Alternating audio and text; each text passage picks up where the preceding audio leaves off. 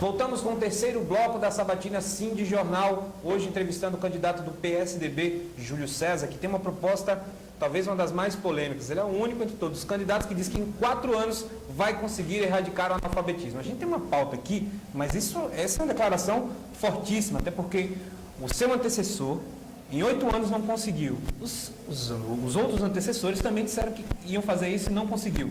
Por que o Júlio César, em 4 anos, vai conseguir acabar com o analfabetismo? E como? Porque talvez essa possa ser uma fórmula mágica, uma vez que ninguém faz isso. Não é mágica e nem tem milagre, Thiago. O desafio da mortalidade infantil, como foi enfrentado? Eu participei, envolvendo a sociedade, todos os segmentos. E, graças a Deus, o Estado virou essa página. Quem diz não é o governo, nem sou eu. Quem diz e atesta é o Unicef, que é respeitado e reconhecido no mundo inteiro. Veio aqui reconhecer o trabalho, que continua em crescimento e funcionando. Na educação... Mas ainda é o pior. Não é. No país. Não é. Dados oficiais. Não é, Thiago, não é. Alagoas tem hoje a 17ª posição. Aliás, 11ª posição no ranking por cada grupo de 1.000 nascidos vivos na mortalidade infantil. Inclusive, um companheiro nosso, jornalista, me fala o nome dele agora, é do Recife, mas é do Unicef, fez um livro sobre as experiências exitosas de Alagoas nessa área e atesta, que fique claro, Alagoas não é mais o primeiro, não é mais o campeão, é o 11º no ranking nacional, superando aí muitos estados, até mais ricos. Mas por que Alagoas conseguiu esse resultado? Porque mobilizou a sociedade, como eu estava dizendo. No analfabetismo, não dá para dormir. É de se indignar. É de se indignar. Alagoas tem que dormir, você tem que dormir toda noite, sabendo que mais de 600 mil alagoanos não sabem sequer ler nem escrever. Alguma vez vocês já estiveram na fila de um banco e na hora do atendimento alguém vai ao caixa e a moça do caixa, o rapaz do caixa pede para essa pessoa assinar? Observa como essas pessoas que não sabem ler nem escrever se comportam. Elas olham para um lado, elas olham para o outro, e parece que procuram um buraco para se enterrar. Ali um atestado de incompetência, de que o Estado, eu digo Estado, o município, o Estado e a União, não pode nunca fazer isso com essas pessoas. É uma dívida social e pode ser corrigida, por que não? Por que não lançar esse desafio? Eu lanço o desafio e vou dizer como vou resolver.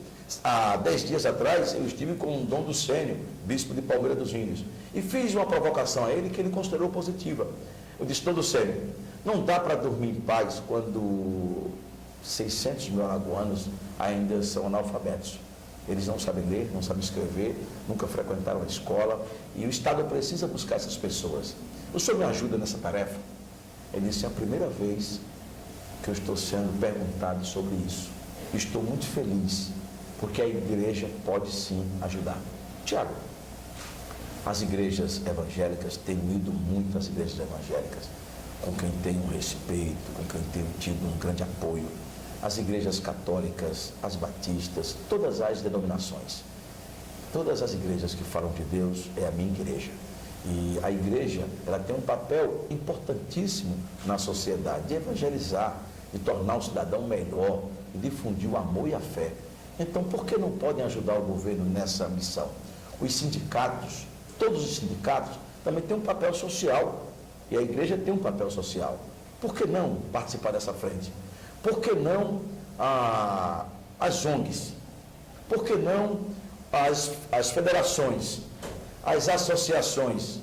Por que eles não participarem junto de uma frente com o governo? As escolas privadas, elas têm também um papel social e precisam assumir esse papel social. As escolas selecistas, ainda existem algumas. As escolas, de um modo em geral, públicas, do município, as universidades, as faculdades, todos, esse desafio, Tiago, não é só do governador. Esse desafio é de cada alagoano, que deve e tem condições de mostrar ao Brasil que nós somos sim capazes de resolver os nossos problemas e superar os nossos problemas. O governador, o governo, nada mais é do que um fomentador, um motivador, um motor desse processo, dando o caminho e garantindo as condições. Se é preciso criar uma política pública que a gente incentive essas pessoas a frequentar uma escola, a frequentar uma turma num sindicato, numa associação comunitária, num povoado, num logradouro, meu Deus, por que não fazê-lo? Por que não fazê-lo? Esse será, Tiago, o maior resultado do nosso governo. O maior resultado e a maior vitória de Alagoas, depois da mortalidade infantil, que nos envergonhava. E repito, Alagoas ocupa a 11ª posição. Quem diz é o Ministério da Saúde, quem diz é Brasília. 11ª. E por que não vencer agora o analfabetismo? Por que não? É possível, é possível.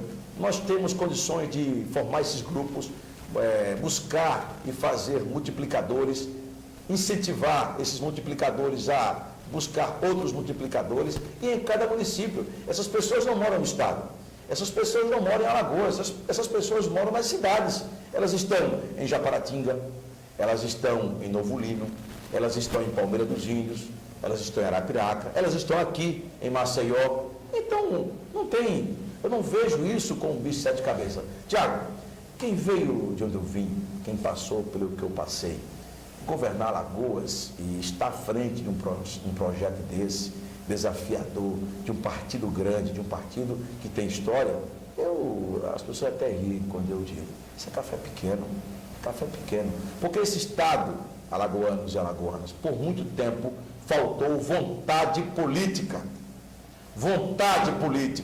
foi desmontado nos últimos 30 anos, vocês lembram? Eles acabaram com as nossas indústrias, expulsaram os nossos empresários, as usinas sucumbiram, vocês lembram disso? Eles ofereceram aos filhos de vocês uma escola muito ruim. E hoje, o que o atual governo tenta fazer é reparar um sistema que praticamente estava em estado de petição. Para vocês terem uma ideia, como perseguir indicadores na educação e desafiar essa área, se o Estado tem 3.000 professores, uma carência de 3.000 professores. Eu não abro mão do concurso público e vou fazer o concurso para 3.000 professores. Como eu vou fazer concurso para a saúde? Como eu vou fazer concurso para a segurança pública? Chamar as reservas técnicas. Precisamos fazer isso. Não vai precisar de dinheiro também, candidato? Tiago, dinheiro nós temos que tomar decisão política. E dinheiro nós vamos ter que buscar. Se o estado mais pobre da federação, Tiago, paga 50 milhões de reais todo mês, dinheiro seu, dinheiro da sua esposa, da sua filha, da minha filha, dos filhos de vocês, 50 milhões por mês todo ano. E você me provoca, e num momento muito bom, porque nós temos o PL 99 no Congresso Nacional, mas no Congresso Nacional, que dorme em berço esplêndido. Ninguém nunca votou, estão nem aí para nada. O que fizeram para votar esse projeto de lei que está aí no Congresso Nacional, PL 99 parado, que revê a dívida dos estados, que não resolve, ele muda o indexador de IGPDI para Selic, e isso já cortaria a dívida pela metade, ao invés de 50 milhões, iríamos pagar 25, mas não resolve, ao meu ver, é uma medida paliativa, mas não, a bancada de Alagoas não votou. Não vi uma voz sequer, uma voz de nenhum deputado, nenhum senador defender os alagoanos, defender o Estado. Por quê? É porque o partido que governa o Estado se contrapõe a esses partidos? O que eles fizeram por você? O que eles fizeram? Nada, nada, nada. E hoje o Estado é sangrado todo mês pelo governo federal com juros absurdos, pior do que a agiota. O juro que Alagoas paga todo mês é maior do que os juros do BID, do Banco Mundial, do BNDES, do FMI. Como? O Estado mais pobre? É natural, alagoanos, que o Estado mais pobre, e eu como governador vou cobrar isso, e aí preciso muito de Heloísa Helena para me ajudar nesse trabalho como senadora, que ela vai levantar a voz, e o Aécio tem um compromisso comigo já, compromisso comigo de perdoar essa dívida. Eu não abro mão, o perdão da dívida. Se o governo federal perdoar a dívida do estado mais pobre da federação, que lidera tantos indicadores que desafiam o país, e perdoou agora, Tiago, dívida de países africanos que tem a situação semelhante a Alagoas, e faz um porto em Cuba, moderníssimo, inclusive o porto de Cuba construído com dinheiro seu e meu, sabe quem vai ser gerenciado o porto? Por holandeses. muito moderno, melhor até do que os portos brasileiros. Perdoe. A minha proposta é que o governo federal perdoe a dívida de Alagoas e o compromisso do meu governo é investir os 9 bilhões dessa dívida. Veja, hoje nós devemos 9, eram 2 bilhões. Quando a dívida foi renegociada, passou para 5 bilhões. Nós já pagamos 7 bilhões e devemos 9. Isso é uma política nefasta contra alagoanos e contra um Estado pobre. Eu vou investir, com o perdão dessa dívida, esses 9 bilhões na contratação de servidores, pagar melhor os servidores, construir mais escolas, construir mais presídios, construir quadras esportivas, quadras poliesportivas, quadras para futebol, investir na cultura, investir mais em áreas tão importantes como saneamento, água para o sertanejo. O meu compromisso é esse. O compromisso que nós estamos fazendo é esse. Agora, não dá, Tiago, vamos ter que buscar o dinheiro de alguma forma. Nós vamos ter que cobrar da bancada federal um posicionamento mais proativo, que junto ao governo federal, já que o vice-presidente é do PMDB, que olhe para Alagoas diferenciada. Não podemos tratar os desiguais de forma igual. Não podemos. Alagoas não pode receber o mesmo tratamento que São Paulo, Minas e o Rio Grande do Sul, que são estados ricos, recebem. Esse estado é pobre, esse estado tem uma economia fragilizada, que só agora começa a respirar. A revista The Economist mostrou agora um crescimento da nossa economia. Mesmo com o país em crise, a nossa economia foi a que mais cresceu no Nordeste, Tiago, 2 vezes e 3 vezes o PIB do país. E quem está dizendo isso é um veículo isento, imparcial. E isso foi dado aqui. Há uma política séria de respeitar os contratos, de respeitar os servidores, de atrair investimentos. Ainda hoje eu citei, eu tive o prazer de abraçar o German Eframovic, que é um grande investidor, um visionário. Está aqui em Alagoas e vai colocar o Estarenó em Coruripe, com 30 mil empregos, muito dinheiro ali investido que vai aquecer nossa economia. Então o desafio está lançado. Eu vou lançar os desafios. O dinheiro, nós vamos ter que buscar, vamos ter que cortar, nós vamos, se precisar, cortar na carne, reduzir das áreas que são aquelas menos prioritárias. Mas saúde, educação e segurança não pode ter limite, porque são prioridades. Candidato, o senhor fala que vai fazer todo esse tipo de investimento, que vai buscar dinheiro, enfim.